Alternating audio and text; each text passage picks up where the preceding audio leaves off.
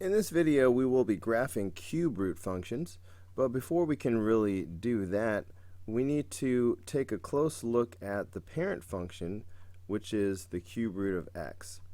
Now, think about x values that would be easy to take the cube root of.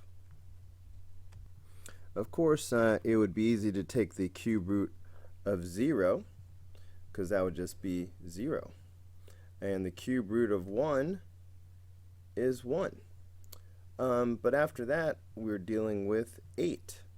8 is a perfect cube. The cube root of 8 is 2. And the negatives work just as well. The cube root of -1 is -1, and the cube root of -8 is -2. Now watch what happens if we plot these points. Alright, we get this pattern right here. Now if we connect the dots to see what's going on in between the points, it's going to make this type of a curve. And then it will continue like that forever. So this is what the parent function y equals the cube root of x looks like. It's sort of like a wave that goes from low to high. Normally it passes through the origin, 0, 0. Now let's talk about transformations.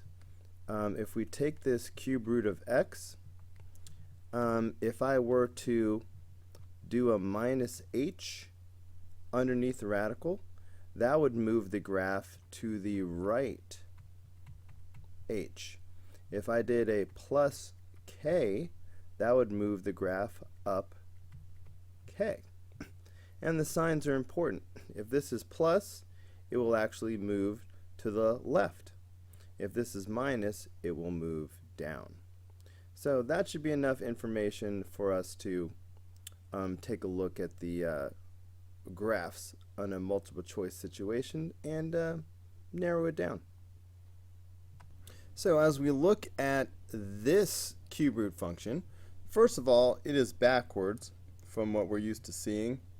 This would be the same as having y equals -3 cube root x minus 2.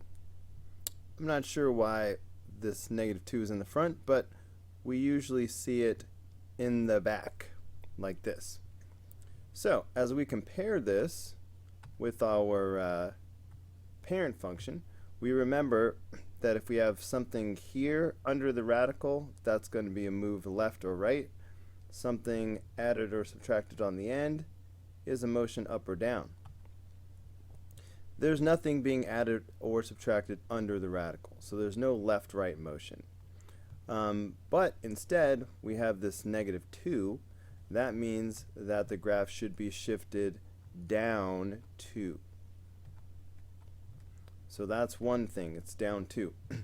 Also, we didn't talk about this before, but the negative sign in front is a reflection over the x-axis.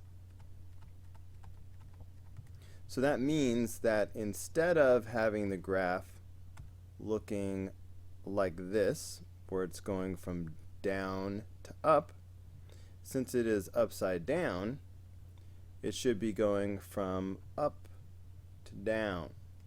So we're looking for this type of a wave because it's a reflection, and we're looking for the center of it to be down 2. Okay, so let's go with that. Well, the center of this seems to be here. That's to the right 2, not down 2, so it's not B. This doesn't even have a full wave to it. This only just has half of a wave, so it can't be A. Let's see. The center of this wave seems to be here. That is up 2, so that's no good. We're looking for down 2. And oh, look here. The center of this wave is right here. That is down 2, so the answer is D. And it has the right type of reflected wave from high to low.